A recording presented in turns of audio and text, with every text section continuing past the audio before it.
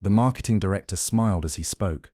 "Mr. Cobain, we're going to make you the voice of a generation." Kurt's face contorted as if someone had just taken a hammer to his favorite guitar. The February morning had started wrong. Kurt woke up in his Seattle home to the sound of Frances crying and the smell of coffee burning on the stove. Courtney was already on the phone with their manager, Danny Goldberg, her voice carrying that particular edge that meant business was being discussed. Kurt pulled on yesterday's jeans and the green cardigan with the cigarette burn, the one that had become something of a security blanket. "They're sending a car," Courtney said, covering the phone. "The Budweiser people. They want to fly you down to LA today." Kurt's stomach turned. He'd been putting this meeting off for weeks, but Danny insisted. "Just hear them out," the manager had said. "You don't have to accept anything, but $5 million deserves a conversation." $5 million. The number felt abstract, meaningless. Kurt remembered when $10 for gas meant the difference between making it to the next show or sleeping in a Walmart parking lot.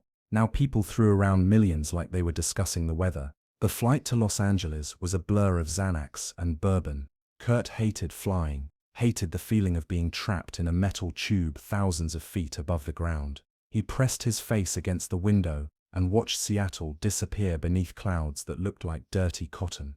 The businessman in the seat next to him kept trying to make conversation, something about recognizing him from MTV. Kurt pretended to sleep.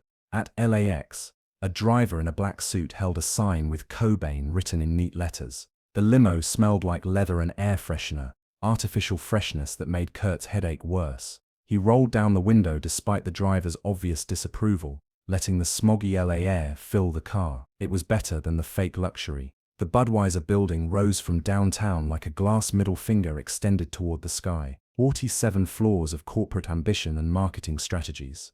Kurt counted the floors as the limo pulled into the underground parking garage, each number feeling like another step toward a gallows.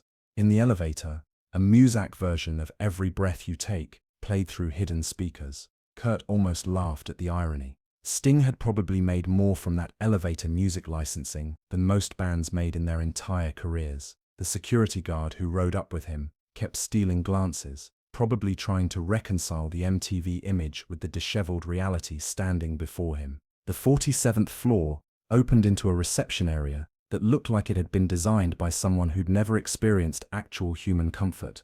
Everything was angles and edges, glass and chrome, surfaces that rejected fingerprints and warmth with equal efficiency. The receptionist, a woman with a smile that never reached her eyes, directed him down a hallway lined with framed advertisements from Budweiser's history. Happy people holding beers, forever frozen in moments of manufactured joy. The conference room door was heavy, solid wood that whispered wealth as it swung open. Inside, 3 executives stood up in unison, like synchronized swimmers in expensive suits. The marketing director, Thomas Brennan, stepped forward first, his handshake firm and practiced. He was a man in his 50s with silver hair slicked back so perfectly it looked like it had been applied with a ruler. "Kurt, so glad you could make it. This is Patricia Chen, our head of youth marketing, and Richards from legal." Patricia was younger, maybe 35, with designer glasses and a suit that probably cost more than Kurt's first car. She smiled with the intensity of someone who'd taken a seminar on making meaningful connections. Richards, pale and nervous, looked like he'd rather be anywhere else, a feeling Kurt could relate to. They all sat down around the massive conference table, its mahogany surface so pristine that Kurt could see his own disheveled reflection staring back at him. He shifted uncomfortably in the leather chair that probably cost more than most people's cars, pulling at a loose thread on his cardigan. "Can we get you anything?" Brennan asked. "Water? Coffee? We have an excellent espresso machine." "I'm fine," Kurt said, though his throat was dry. He didn't want to accept anything from these people, not even water. The smell of expensive cologne, mixed with fresh coffee and leather, creating an atmosphere that made Kurt's skin crawl. Through the floor-to-ceiling windows, Los Angeles sprawled out below, a concrete ocean dotted with palm trees and broken dreams. Somewhere down there, kids were playing guitar in garages, dreaming of making it big, not knowing that making it big meant sitting in rooms like this, listening to people like Brennan. "Let's cut to the chase," Brennan said, his voice taking on the tone of a man about to reveal a magic trick. "We know who you are, Kurt. More importantly, we know what you represent. You're not just a musician, you're a cultural phenomenon." The voice of disaffected youth, the poet laureate of Generation X.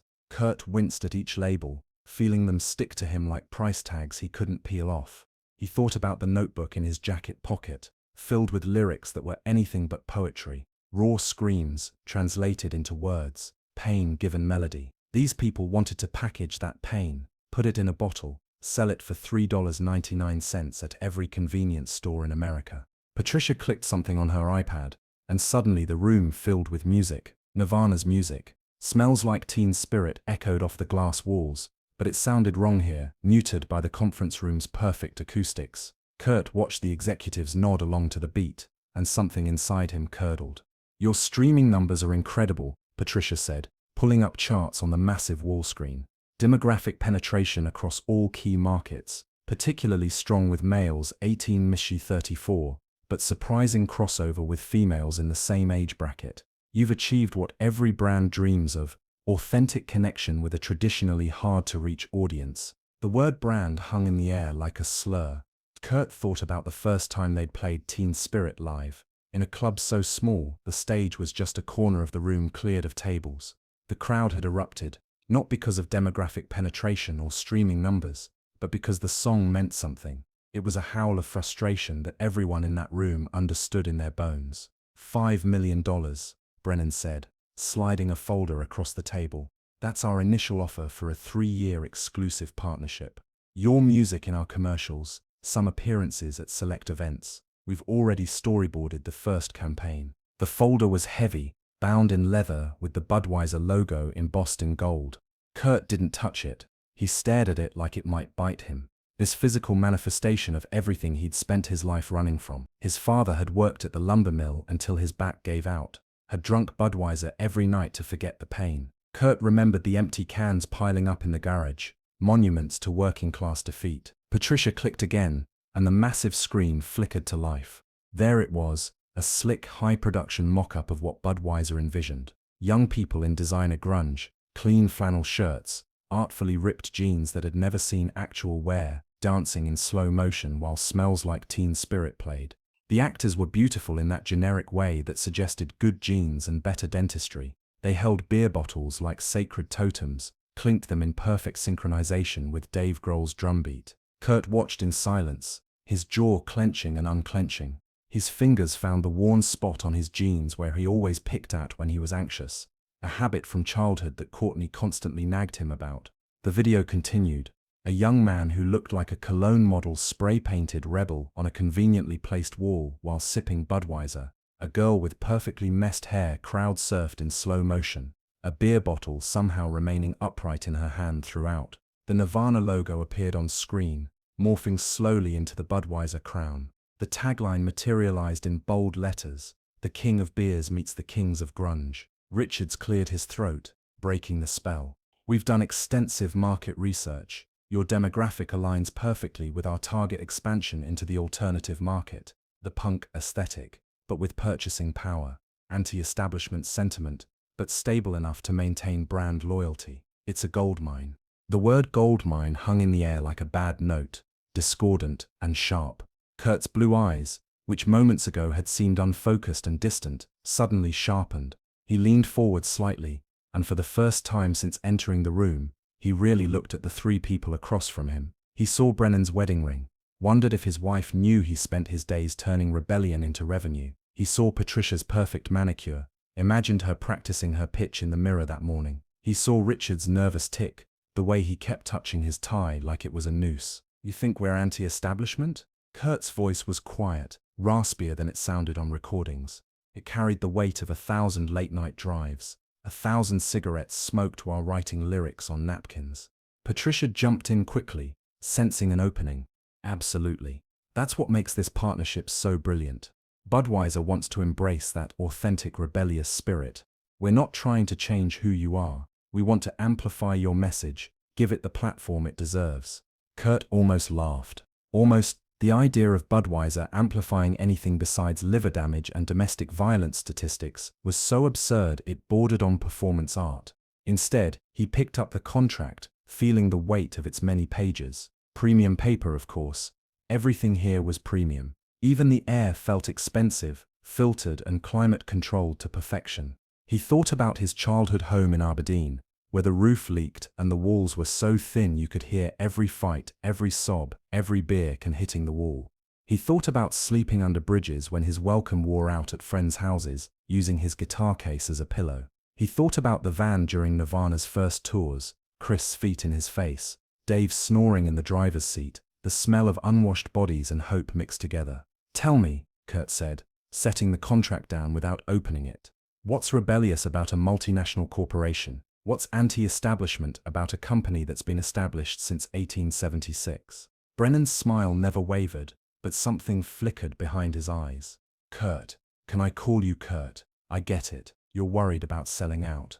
But think about it this way. With this money, you can do whatever you want musically. Fund other bands, start your own label. Complete creative freedom. We're not buying your soul here, we're investing in your future." "My future," Kurt repeated, the words tasting like ash. He thought about Frances Bean, not even 2 years old, already showing signs of his stubborn streak. What future was he building for her? One where daddy's music played while people got drunk, where every rebellious impulse was eventually co-opted, packaged, and sold back to the next generation at a markup.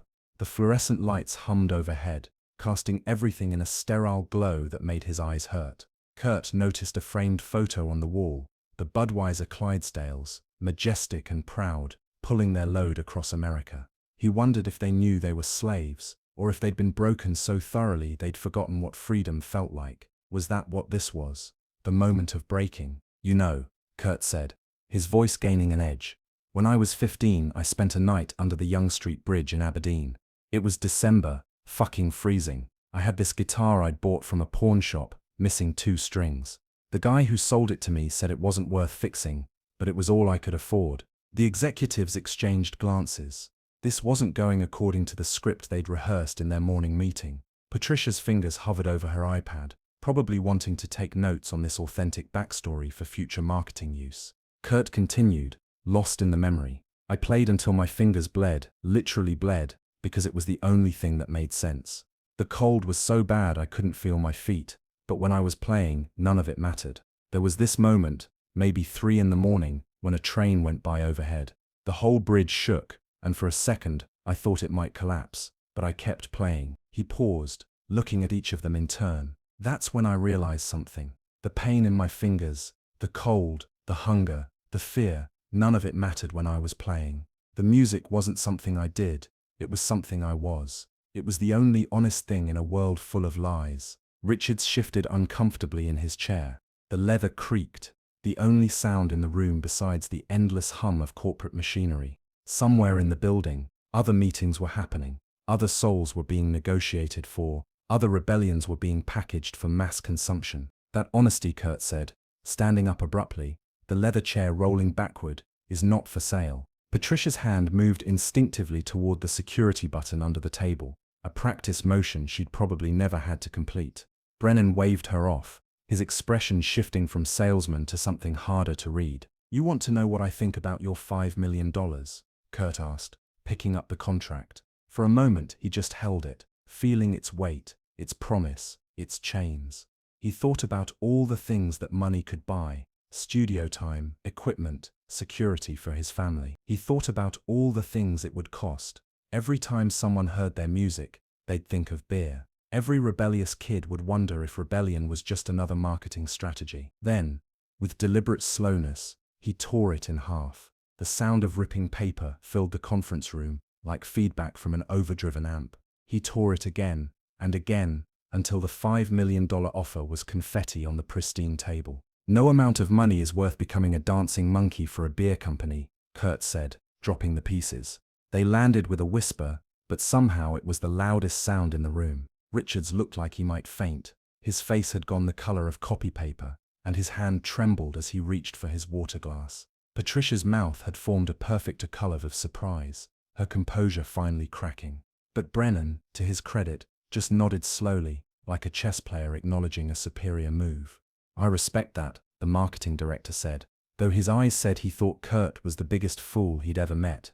"But the offer stands. When you change your mind, and you will, they all do, give us a call." But Kurt pulled his cardigan tighter. though the room wasn't cold. The air conditioning was perfect, like everything else here. He thought about Chris and Dave, waiting for him back at the hotel, probably making jokes about him selling out, not knowing how close he'd come to proving them right. He thought about the kids who showed up to their shows with homemade t-shirts and genuine desperation in their eyes, looking for something real in a world full of plastic promises. "You don't get it," Kurt said, heading for the door. "This isn't about money, it's about meaning something, and the moment we become the soundtrack to your beer commercial, we stop meaning anything at all." As he reached the door, Patricia found her voice. "You're making a mistake. This kind of opportunity doesn't come twice. Do you know how many bands would kill for this chance?" Kurt paused, his hand on the door handle. He could see his reflection in the polished wood, distorted and strange. "That's exactly why I'm saying no, because too many bands would kill for it. They'd kill everything that made them worth listening to in the first place." He turned back one last time, taking in the scene. 3 corporate executives surrounded by the torn remains of $5 million, their conference room suddenly feeling like a mausoleum. Some opportunities are meant to be refused. That's what makes us who we are. Not what we accept, but what we reject. You can't buy authenticity. The moment you try, it stops being authentic. The elevator ride down felt like descending from a mountain he'd climbed by mistake. With each floor, Kurt felt the weight lifting from his shoulders. By the time he reached the lobby, he was almost smiling. The security guard, an older man with kind eyes and rough hands that suggested he'd known real work, nodded at him. "Have a good day, sir," the guard said. "You know what," Kurt replied, pushing through the revolving doors into the smoggy Los Angeles afternoon. "I think I will." Outside, the city sprawled in all directions, a concrete jungle of dreams and compromise. The air tasted like exhaust and ambition. Somewhere in this maze, there were kids in garages, playing guitars with missing strings, dreaming of making it big. Some of them, like Kurt, would learn that making it big meant something different than what the world told you it did. He found a payphone on the corner, fed it quarters that felt more real than all the millions he'd just rejected. The metal was hot from the sun, and he had to switch ears as he dialed. "How'd it go?" Chris asked immediately, not even saying hello. "I told them to fuck off," Kurt said, watching a homeless man across the street playing a beat-up acoustic for change. The man's guitar case had maybe $3 in it, but he played like he was at Madison Square Garden. "That's my boy," Chris laughed, the sound carrying all the way from Seattle. "Dave owes me $20. He thought you'd at least consider it." "Tell Dave he doesn't understand," Kurt said. "It was never about the money. It's about being able to look at ourselves in the mirror. It's about Frances growing up, knowing her dad stood for something." "Speaking of Frances," Chris said, "she said her first curse word today. Courtney's pretending to be mad, but I think she's proud." Kurt smiled, genuine this time. "What was it?" "Bullshit, clear as day. Courtney was trying to get her to eat some organic baby food, and Frances looked her right in the eye and said bullshit." "That's my girl," Kurt said. The homeless musician had started playing something that sounded like "Where Did You Sleep Last Night?" and Kurt found himself humming along. That night, back in Seattle, Kurt sat in his garage, the same guitar he'd played under that bridge years ago in his hands. It had all its strings now, but the neck was still warped, the body scarred with 1,000 tiny wounds. Each mark told a story, this gouge from a particularly violent show in Portland, that crack from when he dropped it running from cops who'd busted up a house party. He played until his fingers remembered that old pain, that old purpose. The garage smelled like motor oil and possibility. Through the window, he could see the Seattle skyline, Space Needle pointing towards stars obscured by clouds. This city had made him, and he'd helped make it in return. The Seattle Sound, they called it, like it was something you could bottle and sell. But you couldn't bottle this, the feeling of a guitar string biting into callus, the way a chord progression could say everything words couldn't. The moment when noise became music became meaning. Budweiser could buy a lot of things, but they couldn't buy that moment under the bridge when a 15-year-old kid discovered who he was. Courtney found him there at dawn, asleep with the guitar still in his lap. She covered him with a blanket and left a cup of coffee on the amp. On the floor beside him lay a crumpled piece of paper where he'd scrawled some new lyrics. "Corporate lords and vinyl whores cannot break these wooden doors. The sound remains though empires fall. The truest voice needs no crown at all." Months later, when Budweiser launched their alternative music campaign with another band, one that had gladly taken the money. Kurt saw the commercial while channel surfing late at night. He watched the beautiful people pretending to be misfits, the careful choreography of rebellion, the sacred exchanged for the profitable. The song was catchy, he had to admit, the kind of thing you'd hear in supermarkets in a few years, neutered and neutral. He changed the channel and found a documentary about salmon swimming upstream, fighting current and predator to reach their spawning grounds. Most of them died trying. But that was the point, wasn't it? The trying, the refusing to go with the flow. Frances toddled into the room, rubbing sleepy eyes. "Daddy?" "Hey, Bean," Kurt said, pulling her onto his lap. "What are you doing up?" "Bad dream," she mumbled, already falling back asleep against his chest. Kurt held her close, smelling her hair, feeling her tiny heartbeat. This was wealth. This was success. This moment, real and unscripted, and impossible to package for mass consumption. Let Budweiser have their dancing monkeys. He had this. The rain started falling outside, that particularly Seattle rain that was more mist than drops, that worked its way into everything until the whole world smelled like green and grey and growing things. It was the kind of rain that had shaped his music, that had given grunge its particular texture, not the theatrical angst of metal, or the polished rebellion of punk, but something messier, more honest. Somewhere in Aberdeen, under that same bridge where he'd bled for his music, another kid was probably discovering that same truth, that some things matter more than money, that authenticity can't be bought or sold, that the moment you put a price on your soul, you've already lost it. The meeting at Budweiser headquarters became legend in music industry circles, told and retold with various embellishments. Some versions had Kurt throwing the contract in Brennan's face, others had security escorting him out. But the truth was simpler and more profound than any myth. A man in a thrift store cardigan had looked at everything the world said he should want and chosen instead to remain himself. Years later, when music journalists asked him about turning down corporate money, Kurt would shrug and change the subject. It wasn't about being noble or pure, it was about survival. He'd seen what happened when you let them in. These merchants of cool, they took everything real and turned it into product. They took pain and packaged it, rebellion and branded it, truth and trademarked it. In that conference room high above Los Angeles, 3 executives eventually cleaned up the torn pieces of a contract worth $5 million. They filed their reports, adjusted their strategies, found another band more willing to compromise. Business continued as usual. The machine kept grinding, turning authenticity into commodity one contract at a time. But in the spaces between the notes, in the feedback and distortion of a generation's anthem, Kurt's rejection echoed louder than any acceptance ever could. Because sometimes the most powerful thing you can do is refuse to be bought. Sometimes the only way to remain authentic is to say no. And sometimes, tearing up $5 million is the richest thing you can do. The next morning, Kurt woke up to find that someone had leaked the story to the press. Nirvana turns down $5 million beer deal, ran headlines across the country. His phone rang off the hook, reporters wanting statements, other companies thinking maybe he'd be more receptive to their offers, fans calling to say he'd done the right thing. He unplugged the phone and went back to the garage, picked up his guitar, and played, just him and the music, the way it had always been, the way it always should be. No contracts, no compromises, no crown from the king of beers, just the truth, distorted and amplified and absolutely free.